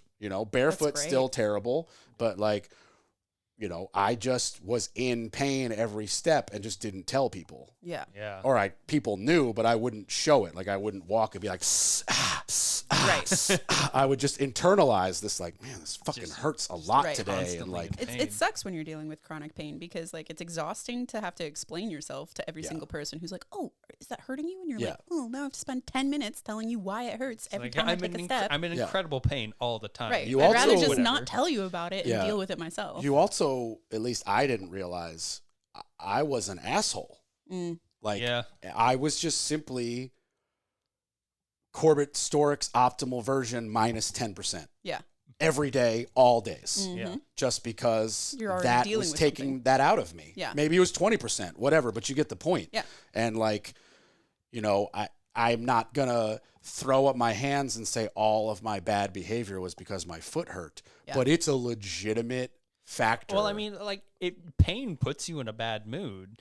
If you're constantly dealing with that, there's no way to be on your best behavior Oh, all so you have, the like, time. if you imagine yourself as like a cup and like every difficult thing that you deal with throughout your day is filling that cup and you're already walking around 3/4 full because it hurts every time you move. Yeah. Like stuff that's easy to handle for people who are not in pain all the time Is suddenly is going to making you become- overflow. Yeah. It's such a great way of saying that, because it's exactly what would happen. Like, I live today and I'm like, some shit will happen and I'm like, okay, be mad for 12 seconds, take Yeah. a breath, get over it, Yeah. find the solution. Before, I would let it kill the day. Yep. The whole day, I'd be like, I am couching it, binging a show. I'm gonna even eat bad food Hit the today. off button. Yeah, I'm like, and Forget it. And if my mom calls, I'm gonna be rude for no reason. Like, and I would just take this out on. I took it out on life. Yeah. Just the fixing of the foot is not the only thing that I've adjusted in my life, but Right. I consider today and be like, that was absolutely a factor of just like, we're going to do something cool with a group of people and I'm just a little bit of a jerk. Well, you've been walking on pain all day, Yeah. Yeah. all week, all See month. how you would feel walking with a nail in your foot. Yeah. Honestly, And pretending like it's that's what I normal. described it to people. Yeah. I was like, the ball of the foot where all the weight goes? You know what it feels like when you have one piece of gravel Yeah. in your shoe? Yeah. Imagine you can't remove it. Yeah. Mhm. Right in the center of the ball of your foot where all the pressure goes. Every time you push off to squat or run or walk or Yeah. climb a step, or a ladder. Yeah, Oh I was about my to say, God. you work Yeah. work as a contractor. Right. I'm sure that was hell on earth. I look back and I'm like, no wonder I would sub out even more when I knew I could do it. I'd be like, I Right. just don't want to get on that ladder. Right. I'm gonna Like I Yeah. get up on a ladder, my feet are fine, and after a while, I'm like, damn, this is killer on my feet. I can't Right. imagine if you're already dealing with something. I'm sure you. I still like, get that. Like, if Yeah, you're on your yeah. feet all day, Yeah, nobody's yeah, unique. obviously, They're, but they're I'm gonna sure- hurt. Yeah. Yeah. But that's a matter of like, get a foot massage, Right. eat some good food, make sure you got some good, nice shoes, and Acute versus chronic. yeah, Yeah. self-care is very important. People put that on the back burner in life as well. Yeah. That's, I deal with it. couldn't be me. Yeah. Ah, stop. Yeah. It took me 8 months to convince my insurance that I had a problem after my motorcycle accident. Really? I had a 2-inch tear in my labrum, and I had like a genetic defect, so the top of my bone was shaped wrong, which meant that it was catching that tear every time I took a step or shifted in my seat. And I told him, I was like, I hear a clicking noise, like that is not normal, and like I feel a pulling and a tugging and a release every time I move, and it hurts. And it took him 8 months to finally get the right test to be like, actually there is a really big problem. Like, you're gonna need surgery. Doesn't that hurt? Like, Yes, I've been telling you it hurts for 8 months. Right. That's my favorite thing with insurance companies is having to fight them every second of every day. Like, to trust me, convince I do them that not something want is to get wrong. cut open. And Like, then they act like it's such a surprise when they when they you weren't finally faking it. Yeah. Like, no, I wasn't faking it. Like, why would I do that? My insurance company really screwed me. I had to go right up to the edge of suing them. yeah.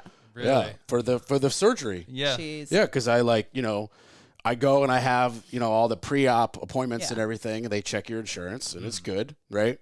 And then in the time between the last appointment and the actual surgery, the credit card that is doing the auto pay for the health insurance expires. Oh no. And rather than a phone call from the health insurance person, they sent an email to the wrong email address.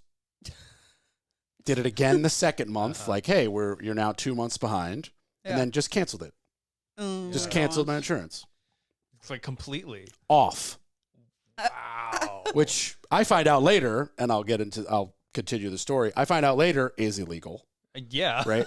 So then, because I haven't slept and haven't eaten, and I'm stressed out about my surgery Right. on the surgical bed before they're like going to wheel my me into the thing, gosh. the nurse walks in and they're like, "So there's something wrong with your insurance, blah blah blah." And I'm like, I don't even know what. Like, are we doing it? Like what? Right. And, yeah. And they're like, well, we can just do it and figure it out later. And I was like, okay. Like Right. prepping this surgery for 6 weeks. Like, you tell me now, I'm like in a gown in the Right, bed. on the bed. It's like, oh, we might not Yeah. be able to do it. So they do the surgery, Yeah. and then side note, I prepaid the $6,000, yeah. and then the rest up, it was like a $22,000 surgery or whatever. So I have $6,000 out of pocket. And I was like, okay, cool. The 16 grand is covered or whatever. Yeah. Right. So then I just go back in for my first post-op, and the lady behind the desk, granted, she's just looking at a computer. Yeah. But she's like, how would you like to take care of your $14,000 bill? And I was like, My what now? I was like, I would not like to take care of this Right. $40,000 bill. I don't have a bill. The What are you insurance talking company about? was covered. And I'm like, here's my insurance card. And she's like, says invalid or whatever it says. And then she thinks I'm trying to pull off something on her. Yeah. So she's like, you can go talk to financial services, because they're thinking I need a payment plan. And I'm like, the money's not the concern. Yeah. It's an absurdly large amount of money, but that's not the issue. The issue is it's I was supposed to be told covered. it's covered. Yeah. Right. The financial person, a sweetheart, I wish I could remember her name. She, on our behalf, just kind of calls the insurance company, and we figure out what happened. Oh my gosh. And we're like, this is how you guys operate? Right. And they're like, well, we sent it to this email address. And I'm like, that's the wrong email address. Yeah. Who gave you corb91@gmail? That's not a real thing. Yeah. So it wasn't even spelled wrong. No. It was just a completely incorrect address. The crazy thing is, so many years ago, I worked with a healthcare insurance marketplace assistant who was like, you have to have a reserve email address. So he made that up, but didn't put it as he put it as the main instead of the reserve. Oh my god. So it's his, again, not my screw up, but it was like somehow everything was fine because they had a credit card and it was on auto pay. So they were like, we don't care. It's like, whatever, we're getting the money. It doesn't matter. And as soon as literally, that stops. and then just the credit card, literally, if they had called me, I would have been like, same number, new expiration date, keep going. That's all it would have taken. Yeah. So, so they cancel, right? Okay, so then I'm like fighting. Now I'm fighting with the insurance company. And of course, the insurance company is like, you got to talk to the marketplace. And the marketplace is like, you got to talk to your insurance company. Right. And It's finally, giant. yeah. Constantly giving you the runaround. And I basically quit and was prepared to write them a check. And my mother was like, no way.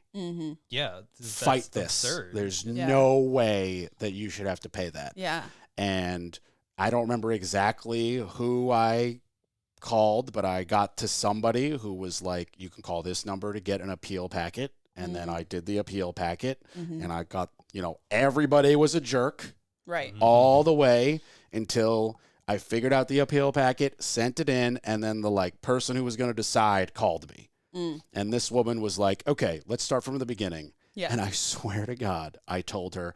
And then they canceled it month 2. And she went, did you say 2? I said, yeah. And she literally said, it is our internal policy to give you a 3-month grace period. So if so she literally said, she cut me off. She was like, if they canceled it at 2, that's messed up. We should have at least given you the 3rd month grace period. And I was like, so I win? And she was like, yes. She was like, I'm gonna need you to back pay the months you missed for the coverage. We will retroactively give you the coverage. Yeah. They covered the surgery, and then the only other contact was that'll be $300. The end. basically, it was something like that. Yeah. For the pre-months. Right. Yeah. And then basically the only thing that ever happened again was I got a phone call from some other third party. I don't even remember, who was like, hey, how did your injury occur? Was it something for work so that we can go after an employee or something like that? And I was like, no, it's a genetic defect. Yeah. And I am my own boss. And she was like, okay, have a great day. And that was, So I ended up winning, but it was like, I swear when I say, I swear I'm telling the truth, that when I say they will do everything they can to screw you, they will do everything they can to screw you. I lived in Costa Rica for a little while, and they have a 2-party healthcare system. So they have universal healthcare, and it's available for the public, and it'll cover anything medically necessary. And then you also have private insurance, like we have here, that you can opt for if you don't want the public. Kind of like Canada. You want something nicer. Yeah, very similar to Canada. And I was doing a homestay for part of the time that I was there, and I had the father of the household, and he was asking me, he was like, so in America, if you're fighting with the insurance companies and you're paying thousands and thousands or hundreds of thousands of dollars for things that are medically necessary, how do you recover if you're super stressed out? Don't they know up there that stress reduces your immune system and makes it harder to heal? They know, and they don't care. We deal with it by not. We deal with it by have you not seen the video? Have you not seen the videos of they'll just go interview random people in England and be like, what do you think an inhaler costs? Yeah. And they'll be like, $5. $40. And they're like, $655. And they just go, they're just jaws drop. Yeah. They're like, how? Why? My favorite is how much do you think it costs to hold your child after they've been born? And they're like, to do what? Yeah. That costs money? Are you kidding me? I didn't even know that. That is a real thing that hospitals will charge you. They will charge you for, I think it's called infant contact fee or something, but it'll appear on your bill and it's a couple $1,000. Wow. Just to do that. It's insane. They'll do anything to just take money from you. The one that I laughed at the most was when they asked, this is the same British people interview, and they asked him, what do you think an ambulance ride costs? And one dude said free, another dude said $100 to $200, one dude said $80, and the guy whips out his phone. He's like, average cost $2,500. Yeah. And everyone's just like, how do you live? And we're all like, that's why we're constantly fighting every 4 years at election time about universal health care. It's because things are bad here in that industry. I got hit by a truck while bicycling in college and thrown into opposing traffic. And the ambulance came, and they looked at me, and they looked at my knee, and they said, your kneecap is shattered. If you walk on it, you will never walk again. And we need to get you in the ambulance and get you into surgery. And I was like, well, I want to walk again, so let's go. You have no choice. Charged me $2,300 for the 1.5 mile ride. Jesus. And then found out it was just a bad bruise. And you have no recourse. Fast forward 10 years later, I'm at the Pan American IBJJF tournament. It's the second largest Brazilian jiu-jitsu tournament that exists in the world. I'm in Florida. Mm-hmm. I dislocate my elbow in the finals match. Like, bones are over here. Like, it's a problem. I tell them, mat side, we're going to relocate it here. Yeah. We're not doing it at the hospital.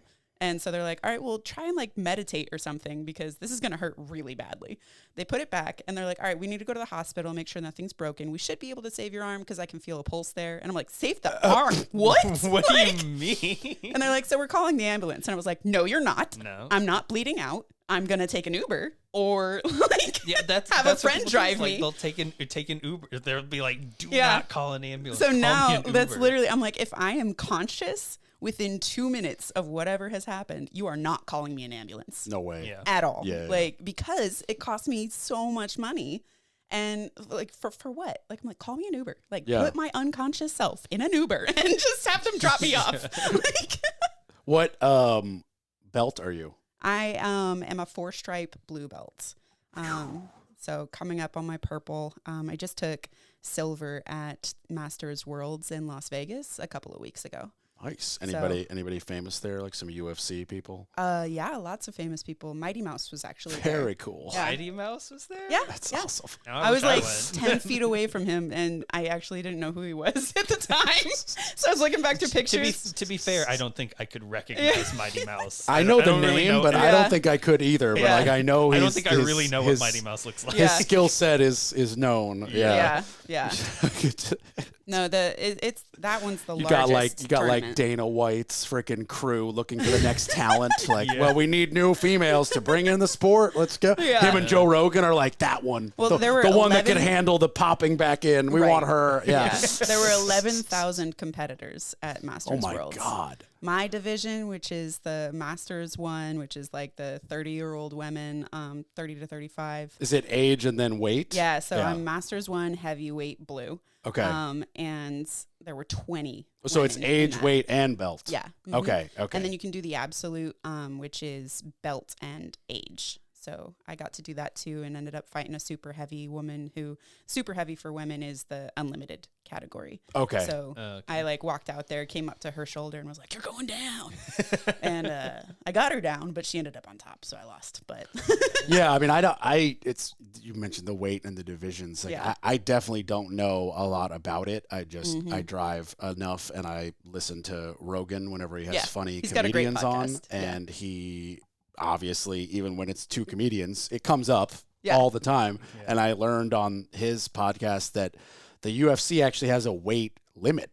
Like Yeah. all the way at the top. 265. Yeah, 265. And Mm-hmm. I was thinking like, it's like imagine like if, I don't know, a Ronnie Coleman bodybuilder wanted to be in the UFC, that dude would have to lose 140 pounds. in jiu-jitsu, we don't have a weight cap. So like the Interesting. ultra heavy division for the men, because they have a higher one than the women do, or one extra basically, you can go and watch like Mighty Mouse fight like a 400-pound guy. Yeah. Well, I mean, jiu-jitsu is one of the few where, like, don't get me wrong, if you strength train, you can apply the holds with Yeah. more strength, don't get me wrong, but like agility and flexibility are way more of a priority than Technique. being Yeah. technique than Strength being like definitely super matters. heavy. Yeah, if you listen to Joe Rogan's podcast, you know that strength matters. Yeah. But technique is huge. Yeah. And like that's why I chose Brazilian Jiu-Jitsu was for self-defense. Mm-hmm. And I was like, I'm worried about being in a situation where I'm out-strengthed and have somebody bigger and like, yeah. So I need something that's going to give me a fighting chance. Yeah, even though like I'm a some smaller creep guy at opponent. a bar. No, Exactly. obviously. Yeah. Yeah. Yeah. Makes perfect sense. Yeah. And then you So could you just said- grab his wrist and be like, what now? Yeah. So you said you're a blue belt. Yeah. For context, what are the belt like rankings? Yeah, so it goes white, blue, purple, brown, black. Okay. And in jiu-jitsu, it takes an average of 10 years to get to your black belt. Mhm. I have been training for 5 years in October. So, yeah. So it takes an average of 10 to get to black belt. You're at blue. So like, Mhm.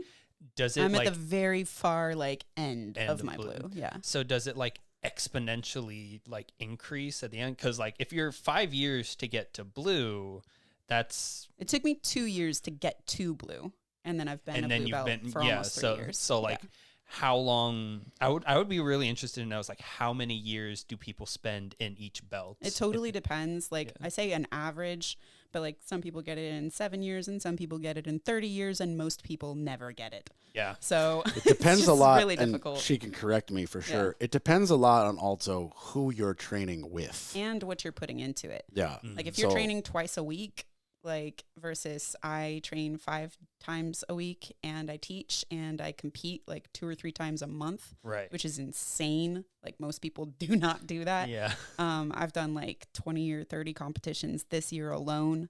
And last year I did 12, and that was with having to take 3.5 months off from my elbow dislocation.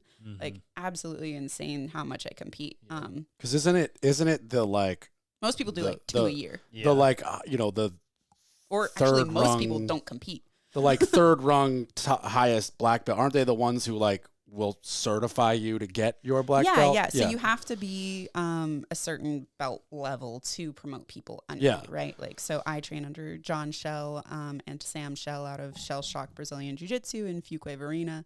And John is a 2-stripe black belt. So once you get your black belt, you get a stripe every 3 years as long as you're active within the sport. Right.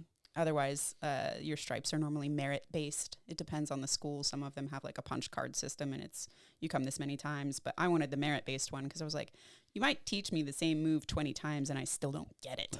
So if like, you I were don't to want you to say I get it if I don't get it. Yeah. so like if you woke up tomorrow and you were like, okay, I'm gonna go train with this purple belt once a week. Yeah.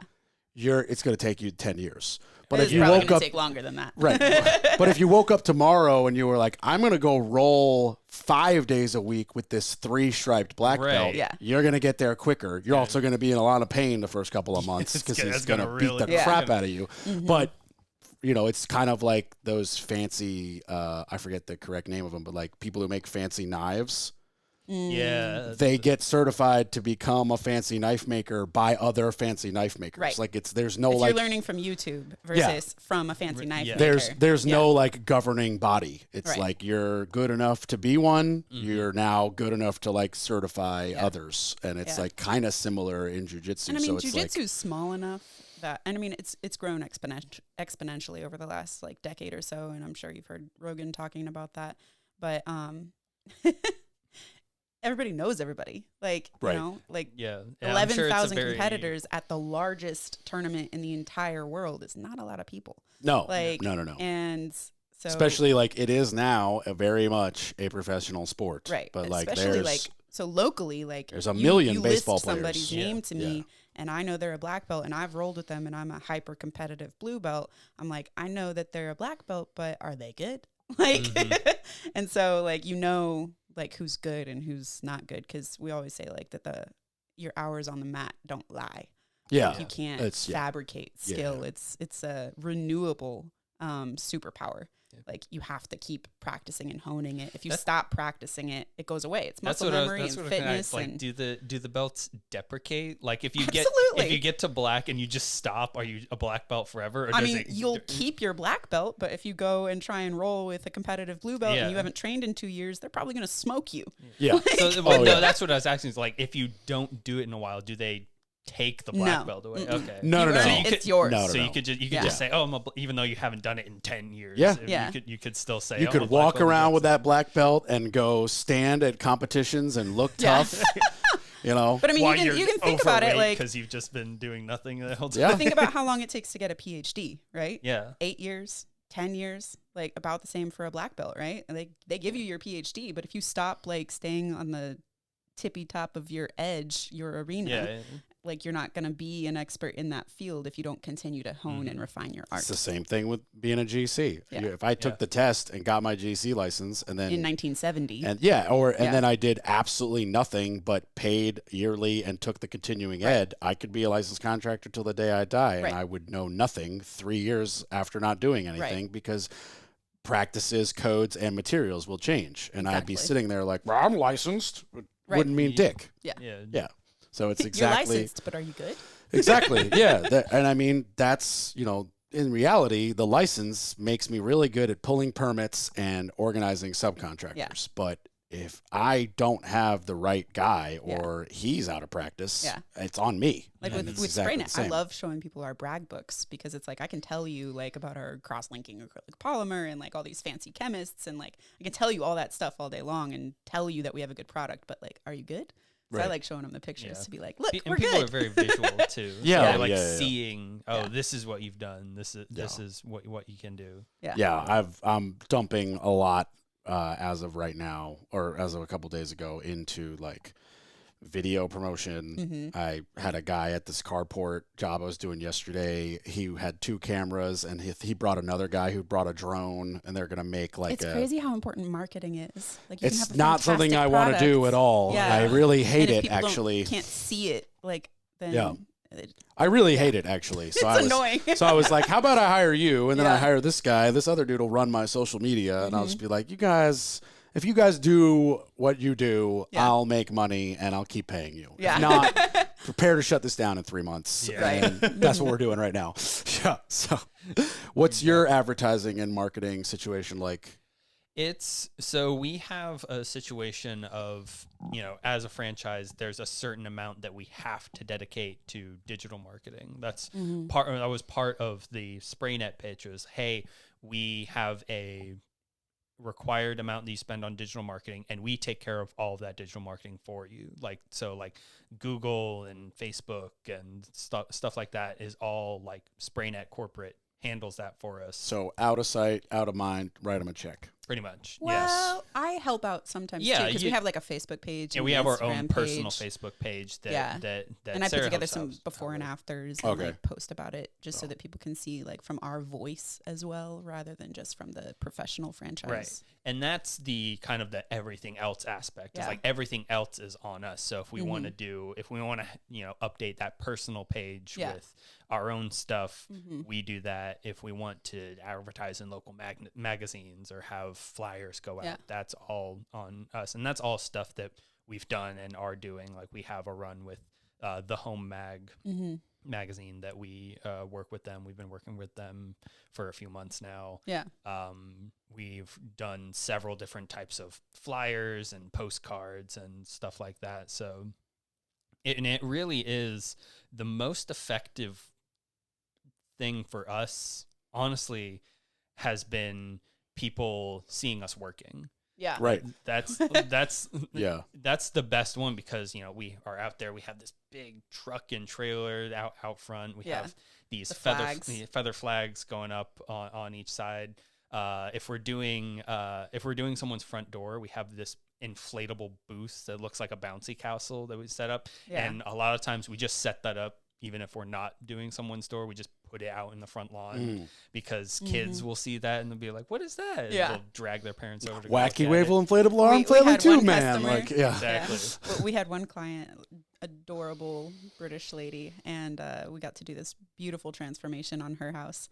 And she was just like beaming with pride and excitement, telling us, oh, the neighbors, they were all driving by. They would back up and they would like drive by again and again. Like, and I just know they love how it looks. And it's just so cool. Cause she was like, yeah, people are like literally driving by to come and see my house versus before. Like it was just the original from what, like 1950? Was Yeah, that? it was, 1960? that was an old house. Yeah, and now it looks like gorgeous. And to be able to take like a 1950, 1960 house and make it look factory finished, brand new is really cool. Yeah. Yeah. I mean, and also people, I'm preaching to the choir saying it to you guys. This is definitely for the listeners. People definitely don't realize how much primer and paint are more than a visual. It's a huge protectant for your product. Like, we're building a lot more today out of like cement siding, PVC trim, stuff like that will last with nothing on it. Yeah. But, not that long ago, we were building out of wood, which, you guys don't like painting and whatever. And like wood rots. Right. Like, Yeah. it's not. Termites eat it. Termites eat it. But it's just going to rot. It's going to be a lot harder to rot and harder for the termites to get if you have a really nice primer job and a really nice paint job, Yeah. and you keep it pressure washed and clean and you know, repaint it accordingly. Like it's obviously it's more time and it's more money than anybody wants to do, because everybody wants zero money, zero maintenance always. Yeah. Of course. And that doesn't exist. Yeah. You know, And some builders don't help them out very much. Like No. like, Oh my gosh. you want to tell this What do you story? mean by that? Yes. What do Okay. you mean by that? So I had a client last week. Oh my, I felt so bad for them. So they call us up, and normally we do a pre-call, and I'm like, hey, like, is it wood? If it's not wood, like, great, you qualify. Like, is it painted wood? Because if so, like, we can't do it, right?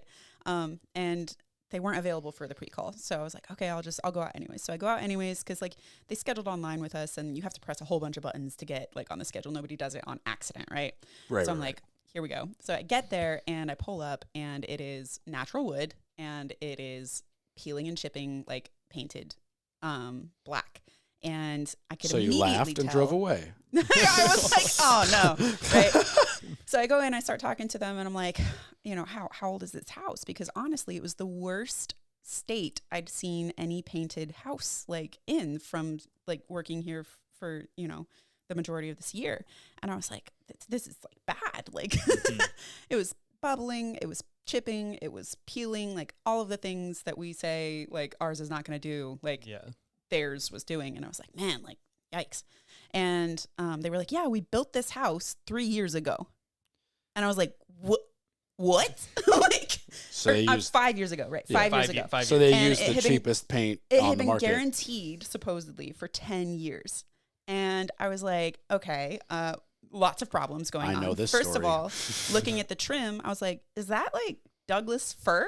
Because it looks like untreated, not pressure treated Douglas fir, like knots everywhere. You could see like screws that the homeowners had put in because the wood was like warping and peeling and twisting away from the house already. And it was only 5 years old. And they were like, I don't know what that means, but like, and I'm like, I can see that the knots, they didn't put like wood filler or anything like that before they painted. I'm like, They probably didn't prime. yeah, Yeah. it was just like really bad. And I also was looking around at the house, and I was like, hold on, where are your gutters? And they were like, well, it didn't come included with the price of the house. And they told us we didn't need it. And I was like, well, that's probably part of why your paint is like coming off, is because like Did it's you all get the getting name drenched in of the hose. builder? That's what I told them, because I looked around at the houses around in the neighborhood, and they were all doing the same thing. This customer was the only one with black paint, so you could see it. Everybody else was white, but the paint everywhere else was peeling and chipping and bubbling. And Yeah, I want to make sure to It's avoid horrible. this builder. yeah, so I was like, you guys like need to probably gather together and go back to that builder and 100%. figure some things out. Because even though this there's is going to need to be replaced. I was there's like, only like a 1 year warranty in Yeah. like home building, yeah. but that's horseshit. Yeah. Well, not the correction. Let me say more words. The 1 year warranty is not bullshit. Yeah. The 5 year peeling paint is bullshit. Yeah. It's Like ridiculous. that's It's the lack of absurd. Absolutely ridiculous. Imagine looking someone it was like a square in the face and being like, $500,000 house. "Oh, gutters aren't included in this. Also, you don't need them. Yeah. You don't need those." And I was like, well, all the other houses have gutters. And they were like, oh, well, everybody else installed them aftermarket. Also, gutters are not a lot of money. I know. Just like in the scheme of life. Well, like looking you at know, like the poor choice of trim and the obvious, like maybe just ignorance, I'm hoping. Maybe they were a new builder and didn't know what they were supposed to do with the trim. I don't know. Or maybe no, it was just no. them I being will super cheap. definitely 100% tell you that this was a company that got too big. Yeah. They got too overwhelmed, and all at this point, which is why I strictly refuse to grow this large. Yeah. It becomes a balance sheet. Mm. They don't give a crap about the product anymore. The quality, yeah. Yeah, like you could tell. Like, we're it going to was- end this yeah. podcast, and I'm going to drive right back to that carport and Yeah. make sure the trim job is exactly the way Right. it's supposed to be, because I actually care. Right. yeah. And It was very clear from a lot of different details, No, including no. ones I didn't even mention, that they did not care. no, they didn't care. They subbed it out cheapest Yeah. bid after they already got the job, But it had which me is thinking, I was also like, a did they weird forget way to the do it. gutters? Like, that's what I was thinking. I was like, And because I remember, like, you can use untreated Doug fir as trim, and I have Yeah. done it. But when I've used what we would call regular framing 2x4s Yeah. as trim once Yeah. upon a time. yeah. But before they got nailed up, all 8 sides got primer. Yeah. Then they got nailed up. Then they got where it peeled, it was obviously like. Then they got like raw wood. another primer, Yeah. a caulking against the siding, Yeah. and then the final paint. I was like, yeah, we need to make sure, like, if we're gonna, because we needed that thick of a piece of wood Right. because of this was circumstantial, but like in general, it's a terrible idea. Like, you know, the carport that I'm doing, it is 100% unnecessary, but I just know it'll be bomb proof. The trim wrapping it is PVC. Yeah. Yeah. Yeah. 1 by 12 by 18 foot long pieces of PVC. They're floppy as all hell. Yeah. But they will never They'll rot. last. Yeah. Unlike, you know, the posts are pressure treated. Everything else is not. But it's 10 feet off the ground. Right. Yeah. Right. And it's going to get painted. Yeah. All the way around. Right. So just like my carport, it will be Exactly. perfect. Yeah. But, you know, that's the difference between caring about the product and caring about the spreadsheet. Right. You know, and don't get me wrong, you have bills. You're trying to make money and grow. Right. I'm trying to make money and grow. But there's a difference between make money and grow for the money and make money and grow for, I don't know, I guess what's the correct word? The reputation, Yeah, the product. for the business. For the business. Yeah. Yeah. So Well, like, I I've could have, you know, lied and said, yeah, we could totally paint this. Like, it looks horrible. We'll paint it. It'll look fine. Yeah. Like, am I going to be with spraying it in 15 years? Who knows, right? Like, Yeah. I could have just like gotten the sale done, but like, I care and we care. And that's not something that we're going to do.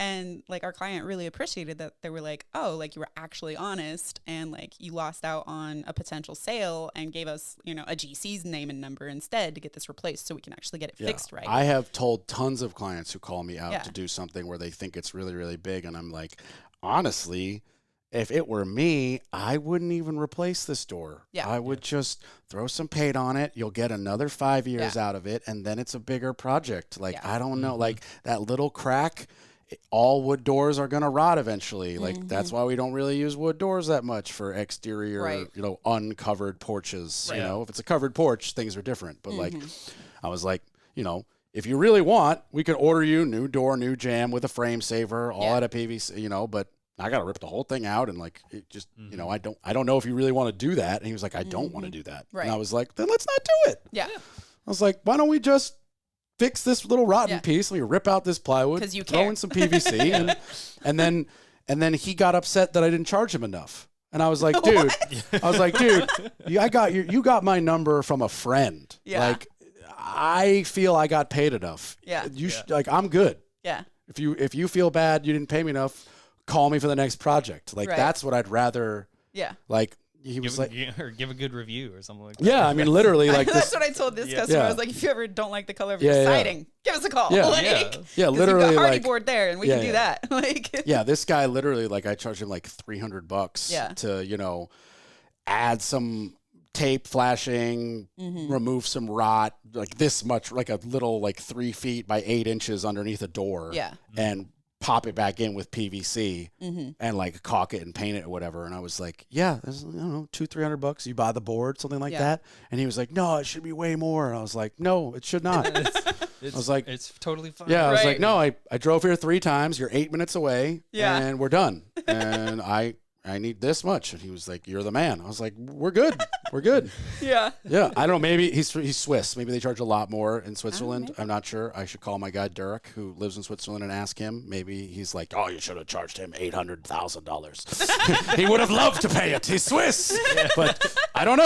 Yeah, some people just don't know. Like one of the first people I talked to, I gave them a quote on their house. It was like, I forget what the number. I think it was like 5,000 just to do the siding on their house. Nothing too. And they said, oh, we used to live in California. We were expecting like 15,000. Yeah. Yeah. Well, California is ×2 minimum. Yeah. At least, yeah. And I've had customers Yeah. too where they were like, yeah, so I priced out the cost of replacing my cabinets. It's going to be $30,000-$40,000. All right, what are we looking at? And I'm like, okay, 10 grand. And they're like, wait, that's it? And I'm like, yes. Like, Yeah. And that's $40,000. Probably not even including labor. Right. That's just for the Yeah. materials. For us, it's like that's everything. Right. Yeah. And that's it. Just for and for it's a 3-day job instead of a 4 to 6 week job that they tell you is going to be 3, but then Takes twice as long. It takes twice as long. Yeah. See, I always tell people it's going to take way longer. Yeah. And then it always doesn't. That's smart. I just like this I helped one. my parents renovate a house, and they told us like, oh, it'll take us a month, and it took them like 4, 5. Yeah. I just told this dude I'm doing his attic renovation, and I was like, probably 2 months. Yeah. But I honestly think like if all the subs could be free in their own time, like it could be like a week and a half job. Yeah. Yeah. But I was like, I'd rather tell him 2 months and Oh, it yeah. takes 6 weeks and everybody's happy. Mm-hmm. But Under promise, over deliver. yeah, it's not that hard. Nobody's you know? upset that you finished faster and under budget. Yeah. Yeah, but also no one ever talks about that. Yeah. When's the last time you went out to a bar and you overheard a group of friends at the next table talking about, hey, Jim, how'd the kitchen renovation go? It was on time and under budget. How was the baseball game? You've never heard that Right. conversation. You've always heard, this freaking dude didn't show up and this much money and he broke this and he took a dump on the floor and the garbage broke and it's $12,000 extra dollars. Like that. Yeah. That's the juice people are more fun to hear about, but Right. that destroys our general reputation as home service people. Because also like, hey, it went really, really well. It was great. They were awesome.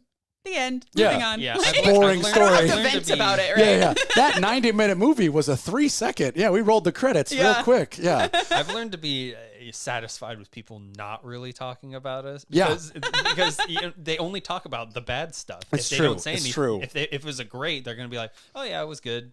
And then that's the end of the conversation. Yeah. They're not going to, they typically won't.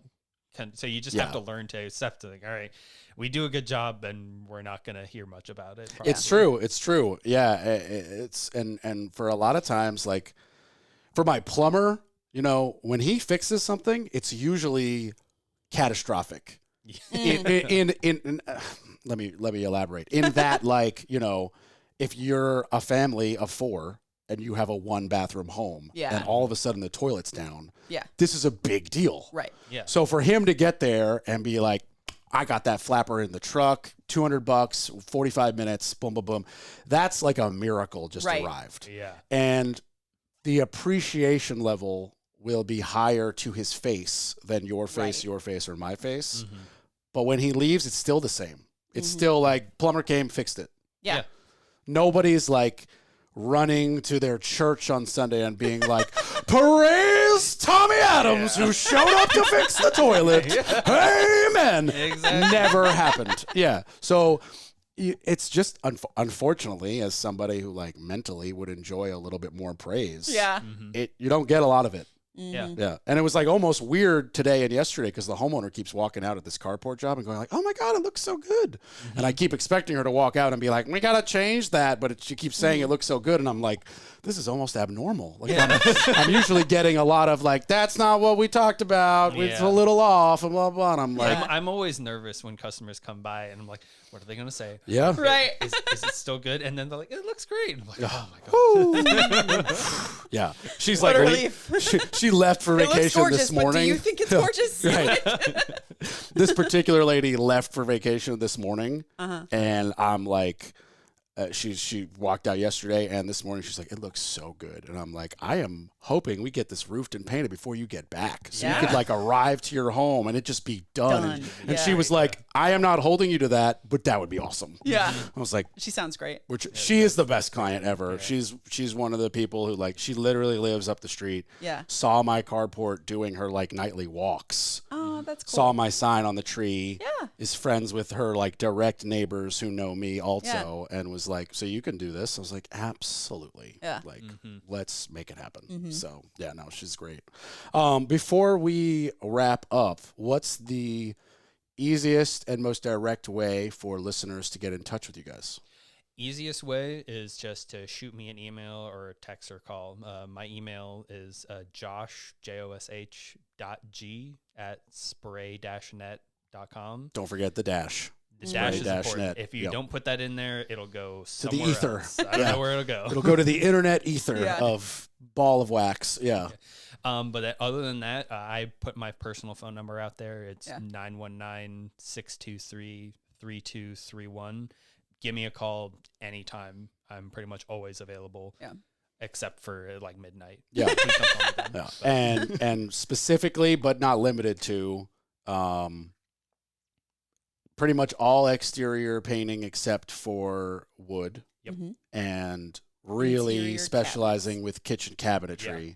And then the third and really potentially, in my opinion, most awesome thing is the brick stain. Yeah. Which, again, stain, we say stain 5 times in a row, stain, because that's not a normal thing for people to do. And I even catch myself sometimes being like, oh, do you have the paint there? I'm like, no, it's a stain. Yeah. It's not paint, it's a stain. Yeah. No, And I told vinyl and somebody. aluminum. A lot of companies don't do vinyl or aluminum, and we do both. Oh, okay. Interesting. Is your primer like a specialty thing you guys make yourself as well? The primer is also specially made. What about like your wood putties and caulkings? Those caulkings, yes. Okay. Caulkings, we have our own caulkings. Not because they're like specially made for each surface, but they're specially colored. Yeah. Because we can't paint caulking. It won't stick to silicone. So we have our own caulkings that match our colors. So we do have our own caulking. Putties and stuff, no, not those. But yes, not that you have to. I was just curious. Yeah. I mean, a lot of times my painter will not use silicone-based caulk on purpose, and he'll prime, then caulk, because the primer will, primer's white, and then you see the black, and you're like, oh, let's caulk that black gap. It'd be easier to see, but it's not silicone-based, so that the paint will stick. So, that story you mentioned about that paint peeling, I was like, I had this happen on my own rental property, where it wasn't even 5 years. It was like 2 years. Yeah. And it was a painter I used once, never used again. He painted the house next door. I just like saw him one day, and I was like, let me get your phone number. This was before I had like my guy. Yeah. And 2 years later, it's peeling. And then I bring my guy out there, and he's like, there's no primer. This is metal siding and no primer. No metal siding. And I was like, are you kidding? I gave them so much money. And he was like, I am sorry. Yeah. But I have to take it all off. Yeah. We have to get down. We have to bare metal. Yeah. And he was like ripping pieces, like whole sheets of paint. Yeah. Yeah. Like, it was like, it was like pulling saran wrap off. It was so shocking. Yeah. And he was like, we got to take it all off. We got to scrape it. We got to pressure wash. We got to prime. We got to do this right. And I was like, Felix, I know you know how to do it, but I'm telling you right now, if it peels again in 2 years, I'll never hire you again. He's like, no. If I'm going to do it, it's going to be good, but it's going to be this amount. And I was like, sold, but I'm telling you, if this happens again, I know where you live. Right.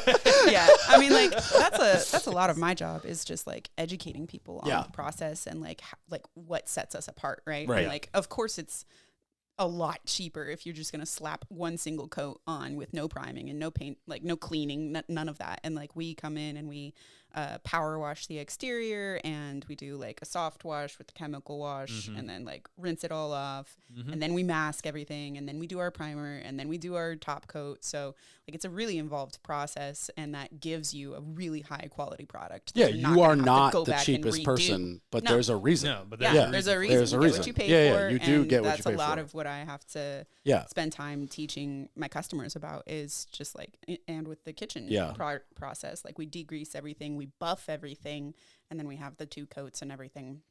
And see, like sometimes I have to area, we have a ventilation system. Like we really take good care of your home, of your kitchen, and give you something you can count on and be proud of. Is your product low on the VOC? Very low. Very low. Do you have that green gold guard certification?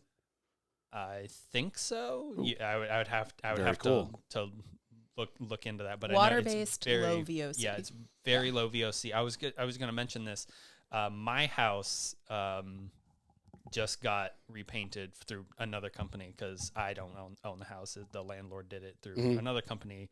That's a whole other deal that they didn't go with us to do it. But that's whatever. What do you mean there's a painter here? I'm a painter. Every time the direct neighbor across the street and literally next door, I see them like plumber, roof or whatever, and I'm like, guys, I build houses, you know. You've eaten in my living room. Right. Like my plumber is cheaper than Brown Brothers. Yeah. Like you are paying for the name on the side of their truck. Like Tommy will fix that in 20 minutes. Yeah. I even texted her once. I was like, did I anger you in a way that I don't remember? And she was so confused. She was like, what are you talking about? And I was like, well, I see you hiring people all the time. And I'm like, I literally do this for a living. I could have all my stuff, everybody you need. And she was like, no, it's not that at all. In fact, I'm buying a new house and I want you to look at the attic and blah, blah, blah. And I'm like, okay, I just seems a little strange that like. Right. What were you saying? But though, no, Josh? but yeah, we had the house got painted through another company, and like with our paints, we put it on, and like the next day, like you don't smell anything. There's no toxic. Right. There's none of that. That paint that they put on our house, it was painted like a week and a half ago. I can still smell it. I still walk up to my front door. I'm like, this smells like paint still. Yeah. Like that fresh paint smell that's not really good for us. Yeah, Right. exactly. Specifically bad. I only asked because for the first time in my career, I have a client who's like, we're not just California idiots. We have a kid with an allergy. This is real. And I'm like, oh, I assumed you were California idiots. Like, and you just wanted to burn some money on some certificates. And they're like, no. Our kid like really will sneeze all day if we don't get low VOC drywall and low VOC paint. And I was like, It's important. we'll get it. Yeah, we can find it. If it exists, like, I'm not, it's going to cost you. Yeah. Right. Well, yeah, it's a great spot to wrap it up. Should give the public the information again one more time. Yeah.